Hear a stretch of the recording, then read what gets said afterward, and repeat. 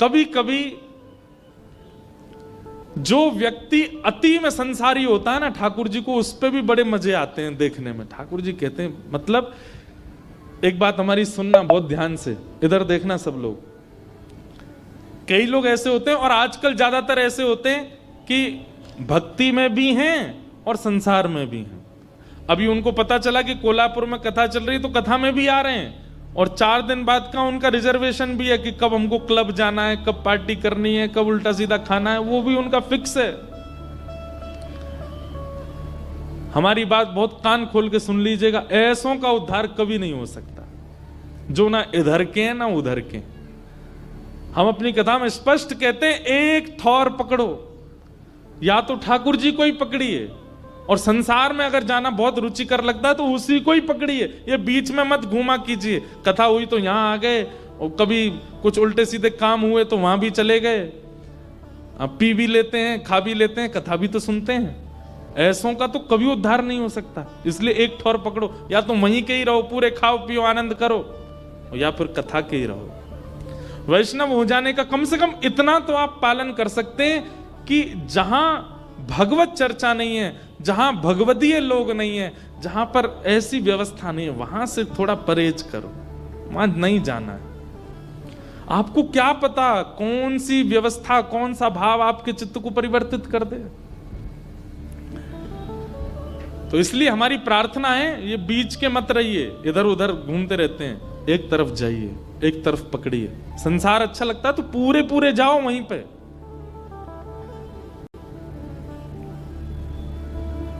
तो कभी कभी ठाकुर जी पूरे पूरे संसारियों पे भी ठाकुर जी रीझ जाते हैं। ठाकुर जी बोले, भाई ये ब्राह्मण देवता बड़ा बहुत अच्छा लग रहा हमको। क्यों? बोले इतना कंजूस तो हमने कभी नहीं देखा है, बहुत भयंकर कंजूस है। ठाकुर जी का मन आ गया उस पर। अच्छा, जो पत्नी थी ना सरस्वती देवी, वो बड़ी भक्ता थी, वो तो नाम जप भी करती थी, वो दर्शन करने के लिए भी जाती थी, लेकिन ये नहीं जाते थे उसके साथ। वो अपने माता पिता के मायके जब जाती थी तो मायके वाले लेके जाते थे उसको दर्शन कराने, ये तो कभी नहीं लेके जाते थे, तो कंजूस थे, खर्चा होगा। और मायके भी खुद नहीं लेके जाते, इनके भाइयों से बोल देते तुम्हें ही आके ले जाओ, उसमें भी खर्चा ना हो मेरा। सोचो कितनी ऊंचे लेवल के कंजूस। तभी ठाकुर जी का मन आ गया इस पे, तो इसको देखूं मैं एक बार। और हमारे श्री पंडरीनाथ भगवान, श्री विठल भगवान एक दीनहीन से ब्राह्मण का रूप धारण किया, फटी सी धोती पहनी, कुचैली मैली सी कुर्ता पहने, और पुराना काला सा जनेऊ धारण किया, और महाराज ऐसे तिलक सा लगा करके बिल्कुल दीनहीन, झुर्रियां पड़ रही हैं मुखमंडल पर, और ऐसे हाथ जोड़ते भय इनके दुकान पर पहुंच गए। रूप रंग देख करके ही पहले तो ब्राह्मण देवता समझ गए, बोले अरे ये और आ गया, ये कुछ देना वेना तो है नहीं, मांगेगा। कहो तन पे नहीं लगता, चल दिए कलकत्ता, क्या करने आए हो?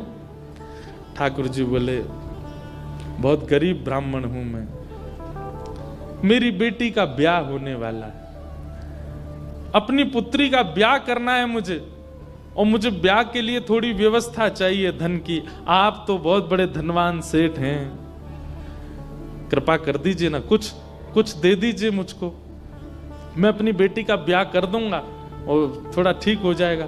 या तो धन दे दीजिए, नहीं तो कुछ सामान दे दीजिए, सामग्री दे दीजिए, मैं उसी से कुछ ना कुछ तो व्यवस्था करूं। तो ये जो ब्राह्मण थे ना, ये जबरदस्ती रफू की हुई धोती और कुर्ता पहन के जाते थे कि कोई मांगने वाला आ जाए तो उसको दिखा दूं, देखो मेरे खुद के कुर्ता फटे, मैं तुमको कहां से दूं। तो ठाकुर जी को दिखाने लगे, ये देखो मेरी धोती यहां से उधरी हुई है, मेरा कुर्ता यहां से फटा हुआ, कैसे तुमको दूं, मैं खुद नहीं अपने नए खरीद पा रहा, तुमको कहां से दूं भाई। ये सब तो केवल बाहर का दिखावा है, मेरे पे कोई पैसा वैसा कुछ नहीं है, दूसरों का धन ले रखा है मैंने। भैया चलते बनो, कहीं और जाओ, किसी और से मांगो, भगवान करे तुम्हारी बेटी का ब्याह बहुत अच्छा हो। बोले मुझे या तो धन दीजिए, नहीं तो मैं यहीं बैठा रहूंगा। ठाकुर जी जिद पे आ जाएं तो उनको कौन हटावे। ठाकुर जी वहीं बैठ गए द्वार पे, बोले मुझे धन दो, ऐसे तो नहीं जाऊंगा, मैं आपके दर पे आया हूं, कुछ तो लेके जाऊंगा, मेरी बेटी का ब्याह है। अंत में हार करके ब्राह्मण बोला, देखो मैं ऐसे नहीं देता हूं, कुछ लाओ, मेरे पास गिरवी रखो, पैसा ले जाओ, और जब पैसा हो जाए तो पैसा देके अपना सामान ले जाना, तुम पे है कुछ देने के लिए? ठाकुर जी बोले, मुझ पे तो कुछ भी नहीं है, मुझसे कुछ काम करा लीजिए दुकान में, मैं ये कर दूंगा, आपकी साफ सफाई कर दूंगा, इतना कर सकता हूं, उसके बदले कुछ दे। बोले उसकी जरूरत नहीं है, सब है नौकर चाकर मेरे पास, मैं तुम्हें बस इतना कह सकता हूं, कोई मूल्यवान सामग्री दो, पैसा ले जाओ, और जब पैसा हो जाए तो पैसा वापस दे के सामग्री ले जाना। मतलब इतना भी दान नहीं कर सकता मैं। ठाकुर जी बोले, ठीक है, मैं जाता हूं, कुछ ढूंढ के लाता हूं। ठाकुर जी भी इतने खेलते हैं, ठाकुर जी जैसा खिलाड़ी नहीं है दुनिया में, इतना बड़ा खिलाड़ी कोई नहीं हो सकता।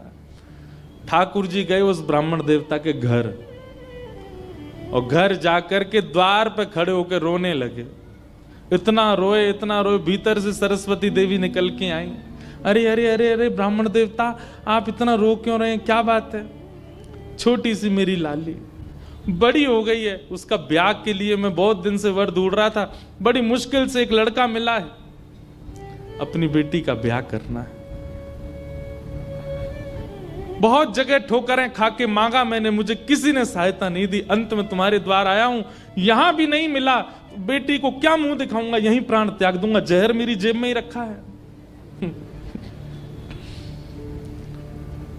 सरस्वती देवी तो बेचारी बड़ी भावुक, भक्त का ये स्वभाव है कि वो दूसरे की पीड़ा देख ही नहीं पाएगा, तब समझो वो भक्त है। जो दूसरे की पीड़ा देख ले और देख करके भी बिल्कुल उसका मन घबराए ना, मन बिल्कुल नेत्र सजल ना हो, समझना उसमें भक्ति भाव उचित है नहीं।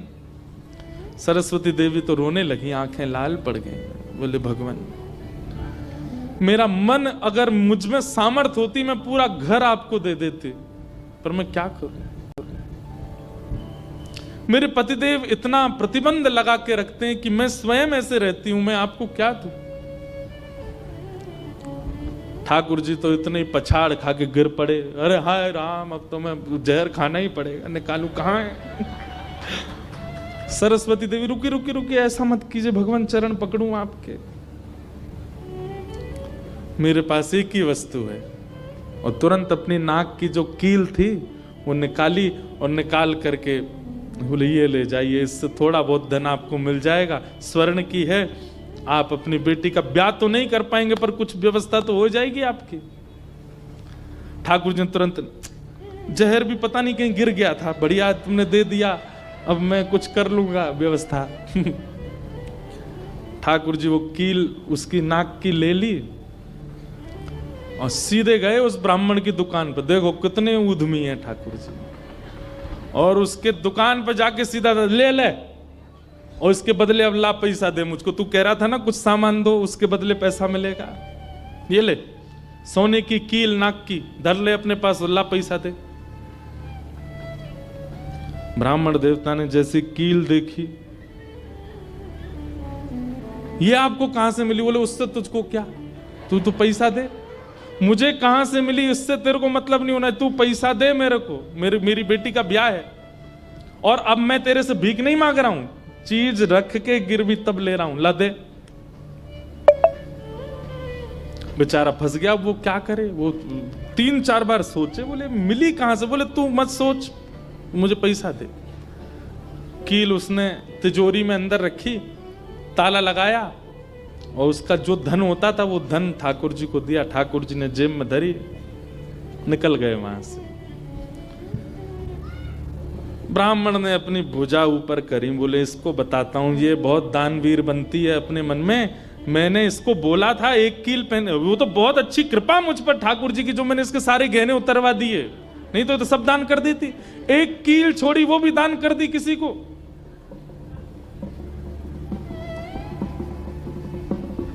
पहुंच गए। अब यहां वो ब्राह्मण जा ही रहा था अपने घर, उससे पहले दुकान का जो मुनीम था वो बेचारा सरस्वती देवी को बहुत मानता था, कभी कभी सहायता कर देती होंगी उसकी। वो सेठ जी से, इनसे ब्राह्मण देवता से पहले ही दौड़ के गया और जाके बोला, मैया आज बचो आप। बोले क्यों, आपने कोई कील दी थी किसी को? बोले हाँ दी तो थी, एक ब्राह्मण के ब्याह के लिए दे दी थी। क्या हो गया? उसने जाके वो आपके पतिदेव को ही दिया और बदले में ले गया पैसा।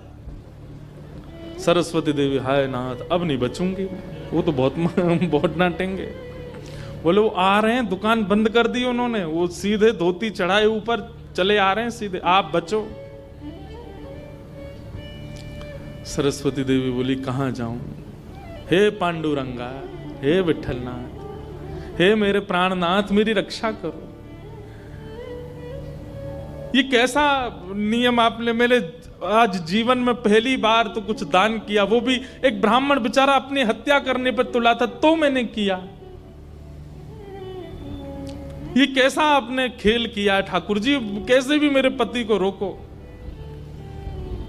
लेकिन इतनी डरती थी अपने पति से, इतनी व्याकुल हो गई, तुरंत विष ले लिया।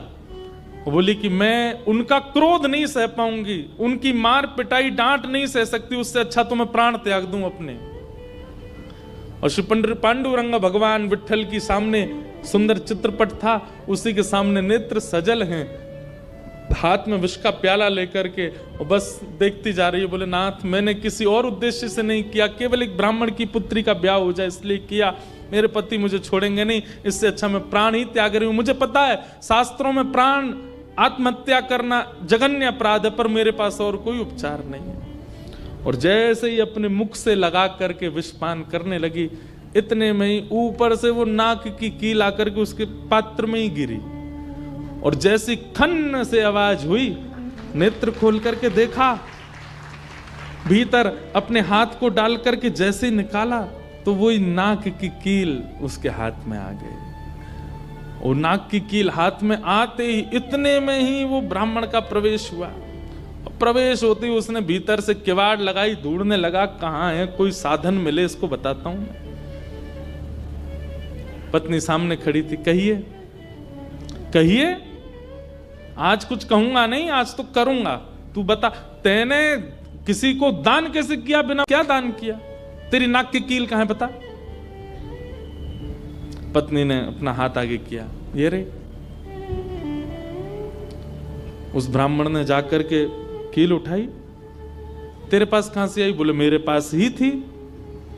नहीं ये तेरे पास नहीं है, ये तो मेरे पास वहां रखी है तिजोरी में भीतर, चाबी मेरी यहां डली हुई है, तेरे पास कहां से आई? बोले मेरे पास ही है, अब बहुत दिन से पहनी हुई थी, साफ करने के लिए उतारी थी थोड़ी सी। ऐसा हो ही नहीं सकता है, मैंने इसके बदले मूल्य दिया है एक ब्राह्मण को, और ये मेरी तिजोरी में रखी है, चाबी मेरे पास है। तो रुक, अभी रुक, मैं अभी जाता हूं। और कील अपने संगी लेके गया, गए जाकर के दुकान खोली, चाबी लगा करके खोली तिजोरी, जैसी खोल करके देखा उसमें वो कील थी नहीं, वो हाथ में थी। ब्राह्मण बोला ये कोई स्वप्न नहीं है, ये कोई अचंबा नहीं है, ये कुछ और है। नेत्र सजल हो गए, दौड़ करके घर आया, बोले मुझे सच बताओ क्या हुआ। पत्नी बोली सच बताऊं? बोले हाँ, मैंने ही ब्राह्मण को दी थी। हाँ वो ब्राह्मण वृद्ध सा, उसके कुर्ते फटे थे, उसकी धोती उधरी सी थी। बोले हाँ उसी को दी थी, वो मुझे दे के गया था और मैंने ये तिजोरी में रखी, तो फिर तेरे पास आई कैसे? बोले मुझे जब पता चला कि आप क्रोध करके आएंगे और मेरे को बहुत सुनाएंगे, डांटेंगे, मारेंगे, तो मैंने सोचा कि मैं इससे अच्छा तो अपने प्राण त्याग दूं। और मैं पांडुरंग के सामने रोते हुए विष लेकर के हाथ में पीने को हुई, इतने में ही आपका घुसना हुआ और ऊपर ना जाने कहां से वो नाक की कील आकर के इसमें गिर पड़ी। ये किसी और ने नहीं, और वो ब्राह्मण कोई और नहीं, साक्षात पांडुरंगा ही थे, वही आए थे, वही आए थे, वही ये सारी लीला करके गए हैं।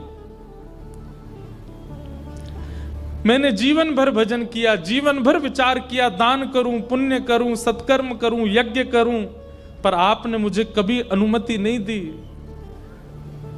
अरे दुनिया के लोग कमाते हैं और दान करते हैं, पर हम कितने भाग्यशाली हैं कि स्वयं पांडुरंगा आए और आकर के हमारे कमाए गए धन को स्वयं लेकर के दान करवा के गए, ब्राह्मण बन के स्वयं अपने हाथ में लेकर के गए।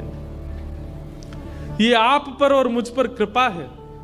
उसी समय ब्राह्मण ने मन में सोचा, मैंने जीवन में एक कार्य भी अच्छा नहीं किया, मैंने जीवन में एक कृत्य भी ऐसा नहीं किया जिससे ठाकुर जी मुझसे प्रसन्न हो, लेकिन मैं इतना अधम, इतना पापी, इतना दुष्ट, इतना अयोग्य, फिर भी मुझे ठाकुर जी ने इस योग्य समझा। और योग्य क्या समझा, मेरी दुकान पर आकर के ठाकुर जी याचना कर रहे थे कि मैं कुछ दे दूं।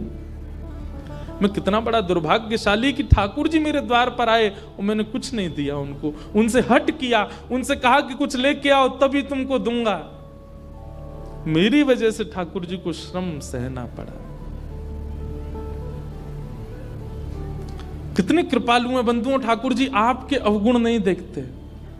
मैं एक बात कथा में कहा करता हूं कि मानव में और परमात्मा में अंतर क्या है। मानव वो जो सब अत्यंत गुणवान में भी अवगुण देखता है, और ठाकुर जी कौन, जो अत्यंत अवगुणी में भी एक गुण देख लेते हैं, इसमें ये गुण है। हम आप कैसे हैं, हमारे सामने 100 प्रशंसा कर दी जाए एक व्यक्ति की, और वो व्यक्ति हमारे सामने आ जाए, 5 मिनट मिलने के बाद जब वापस जाएंगे तो वो कहेगा, बताओ कैसा था, अच्छा था ना लड़का, मैंने उसके बारे में तुमको बताया था, अच्छा ठीक था, लेकिन उसमें भी ये कमी थी। हम कमी बहुत जल्दी ढूंढ लेते हैं। और ठाकुर जी अत्यंत अयोग्य, अत्यंत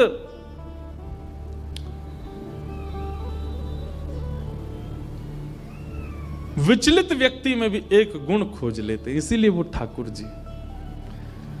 उसी समय उस ब्राह्मण देवता ने विचार किया कि अब किसके लिए जीना। अपनी दुकान बंद कर दी, दुकान को बेच दिया, घर को बेच दिया, और पत्नी के साथ आ गए श्री पंढरपुर। और पंढरपुर में विठल भगवान के आगे आकर के बहुत रोए, याचना करने लगे, नाथ मेरे दुकान पर आप खड़े हो गए आकर के, और मैंने आपको इस प्रकार से दुत्कार दिया, इस प्रकार से आपको कर दिया। बहुत रोए।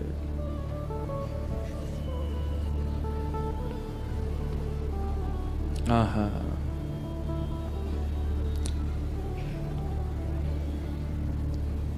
ठाकुर है तू मैं तेरा पुजारी, ठाकुर है तू मैं तेरा पुजारी। सब लोग पुकारो, ठाकुर है तू मैं तेरा पुजारी, ठाकुर है तू मैं तेरा पुजारी। तेरा खेल हूँ मैं, तू मेरा खिलाड़ी, तेरा खेल हूँ मैं, तू मेरा खिलाड़ी। हे नाथ, ये तो उल्टा हो गया। आप खिलाड़ी हैं और मैं खेल हूं, आपको मुझसे खेलना चाहिए, पर मेरे द्वार पर आकर के आप मांगते रहे और मैं मना करता रहा। मैंने गलत किया ना। और तब से उन्होंने पंढरपुर निवास कर दिया, सब छोड़ करके केवल पांडुरंग भगवान के सामने बैठ के कीर्तन गाते। उन्हीं का नाम फिर हो गया भक्त पुरंदर। बोलो भक्तराज पुरंदर की। इसीलिए कहते पुरंदराचा विठ्ठल, क्योंकि पुरंदरपुर के रहने वाले थे, इसलिए उनका नाम पुरंदर हुआ।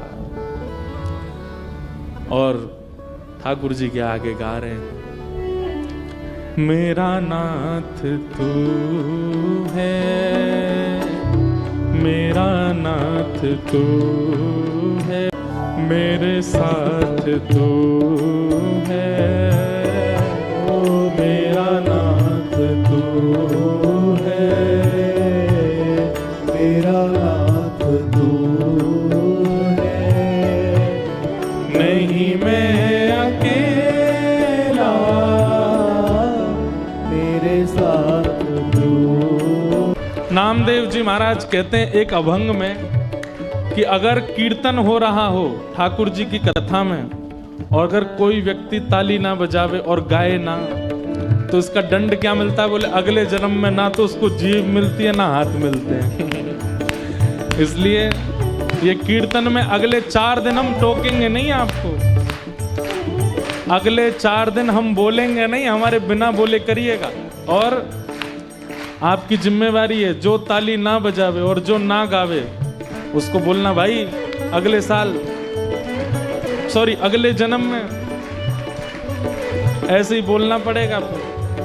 इसलिए जीभ मिली है, इसका उपयोग करो। हाथ मिले हैं, दोनों भुजा उठा करके ओ जय जय राधा रमण प्यारो राधा रमण, जय राधा रमण प्यारो राधा रमण, जय जय राधा रमण प्यारो राधा रमण, जय राधा रमण प्यारो राधा रमण, ओ विठ्ठल नाथ रमण प्यारो नाथ रमण, विठ्ठलनाथ रमण प्यारो नाथ रमण, विठ्ठल नाथ रमण प्यारो नाथ रमण, विठ्ठलनाथ रमण प्यारो नाथ रमण, ओ जय जय राधा रमण प्यारो राधा रमण, जय राधा रमण प्यारो राधा रमण, ओ जय जय राधा रमण प्यारो राधा रमण, जय राधा रमण प्यारो राधा रमण, ओ विठ्ठल माझा माझा मी विठ्ठलाचा, विठ्ठल माझा माझा मी विठ्ठलाचा, विठ्ठल माझा माझा मी विठ्ठलाचा, ओ विठ्ठल माझा माझा मी विठ्ठलाचा, हे विठ्ठल माझा विठ्ठल माझा विठ्ठल माझा मी विठ्ठलाचा। बोलो पंडरीनाथ भगवान की। ऐसे ठाकुर जी ने पुरंदर को स्वीकार किया और उनका नाम पड़ गया पुरंदर दास। क्या नाम पड़ा? वो पुरंदरपुर के निवासी, इसलिए उनका मूल नाम तो कुछ और ही था, पर उनको सब पुरंदर दास कहते थे। श्री पुरंदर दास जी, आप नित्य भगवान के सामने जाते और श्री पंडरीनाथ भगवान से जाके कहते मुझे दंड दीजिए। कोई भक्त ठाकुर जी से कह सकता है मुझे दंड दो, भैया नहीं ठीक करो इसको?